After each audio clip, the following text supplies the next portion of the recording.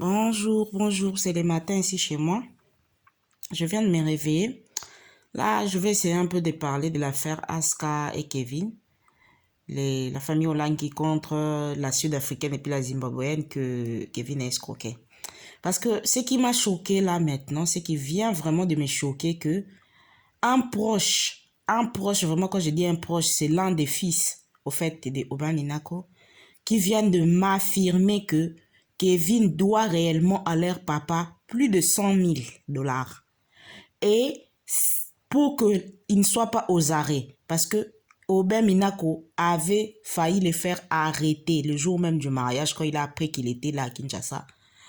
C'est à cause de l'intervention du pasteur Dallot et puis un peu de la famille présidentielle que Oben Minako a pris un peu de recul. On l'a fait comprendre que la famille Olangi, spécialement son fils a dit Aska Olangi s'est engagée. Elle a fait un papier où elle a signé, elle s'est engagée à verser à Oben Minaku tout son argent en 5 tranches. Donc elle va rembourser la dette de son mari qu'il a envers Oben Minaku qui est l'ancien président du Parlement du Congo, ancien ministre, un proche en fait du président Kabila, l'ex-président Kabila.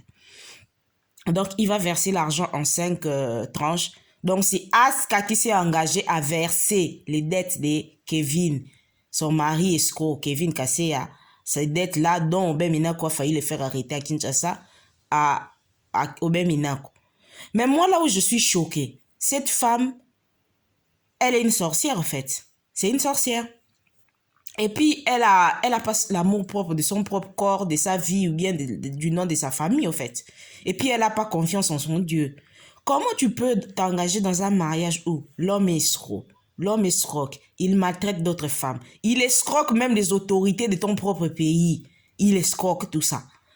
Et là où il a quitté en Afrique du Sud, tu es en train de mépriser, de négliger sa femme qu'il a laissée là-bas et sa fille, les sons de ton mari. Mais l'argent dont ton mari doit en Afrique du Sud ne représente même pas la moitié de ce qu'il doit à Oben Minaku. Mais tu t'empresses d'aller payer la dette de Oben Minaku. Donc tu t'engages à payer à la place de ton mari cette dette. Mais tu refuses de régler les problèmes qu'il a en Afrique du Sud, là où il y a même la vie d'un enfant. Parce que le Congolais, il ne faut pas qu'on s'importe sur les sentiments. Hein. Chibo peut être une Sud-Africaine. Et Chibo et l'autre, les Sego peuvent être des étrangères des Sud-Africaines. Mais Darcy, la fille que Kassé a fait avec les Sego, c'est notre fille, c'est une Congolaise. Et il y a une Congolaise qui va grandir frustrée au milieu d'un conflit interminable. Parce que si aujourd'hui Kevin ne paye pas ses dettes à l'Essego, ne paye pas tous les crédits qu'il a laissés, l'Essego risque de se retrouver dans la rue. On va saisir tous ses biens. Et sa fille, la vie qu'elle donne à sa fille, qui est notre fille, une Congolaise, notre fille, elle n'est pas sud-africaine, c'est une Congolaise, Darcy. Elle va se retrouver dans une situation très critique où, je ne sais pas, peut-être sa maman risque de rentrer vivre avec sa grand-mère. Et sa grand-mère ne vit pas dans un quartier aussi huppé que dans le quartier qu'elle vit. Sa vie, sa vie risque de changer. Et tout ça, elle va garder ça dans sa tête que c'est à cause d'une femme qui n'a pas un amour propre, une femme qui court derrière les on a dit je ne me marie pas, qui a obligé son papa à l'épouser et qui a brisé le mariage de sa maman.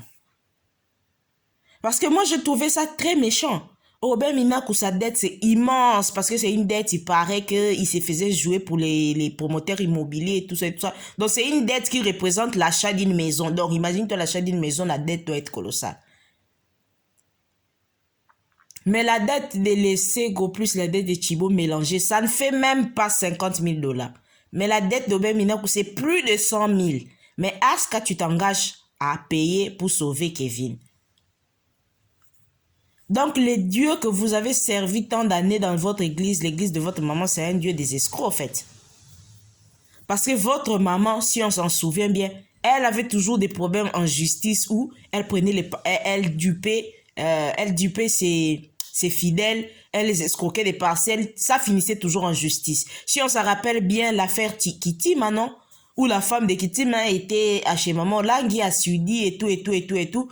La parcelle de Masikita, là, de Kitty, sa grande parcelle qui fait plus d'1 hectare. Pendant des années, maman Olangi a bloqué cette parcelle. C'est quand Kitima est revenu des États-Unis qu'elle a fait un procès, vu que c'est un ancien homme politique. Ça a pesé, son nom a pesé pour récupérer sa parcelle. C'était tout un problème à Maman Olangi. Parce qu'elle avait déjà fait des faux papiers qui prouvaient que l'une des femmes de Kitima l'avait cédé cette parcelle. Et pourtant, cette femme à Kitima n'était pas mariée officiellement. C'était l'une des épouses, mais elle n'était pas mariée officiellement à Kitima. Elle ne pouvait pas céder sa parcelle à une tierce personne. Parce que dans les testaments, son nom n'y figurait pas, ni dans les livrets parcellaires, elle n'était pas mariée officiellement. C'est ce qui a pesé en justice pour que Kitima récupère sa parcelle. Sinon, si ce n'était pas ça et que cette femme était mariée officiellement, les documents qu'elle avait fait a compliqué. Même Kitima, qui est un homme politique, il a eu du mal à récupérer sa parcelle. Sa parcelle qui se trouve à Masikita, qui est aujourd'hui achetée par le propriétaire de l'école La Fontaine.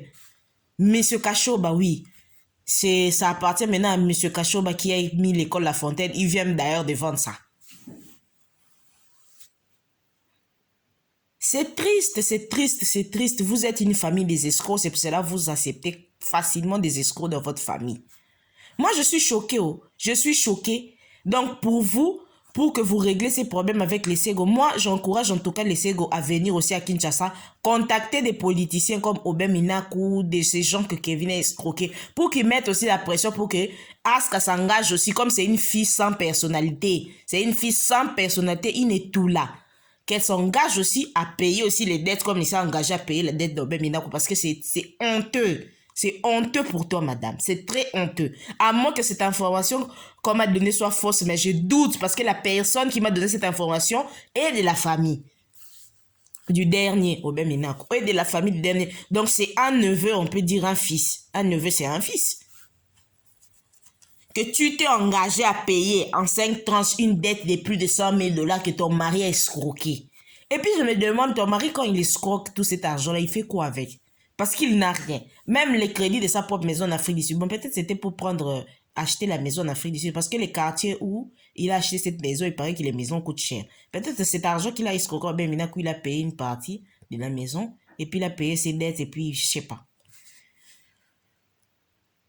Parce que quand on est une personne de bonne moralité, déjà la Bible est claire. Dans la Bible, il est interdit aux chrétiens d'aller prendre en mariage des païens. Ton mari, c'est un païen. Je peux comprendre encore un fidèle lambda qui n'est pas trop pratique sur la Bible, qui peut se permettre ce genre de délire. Mais toi, tu es une servante de Dieu. Tu vas prendre un païen.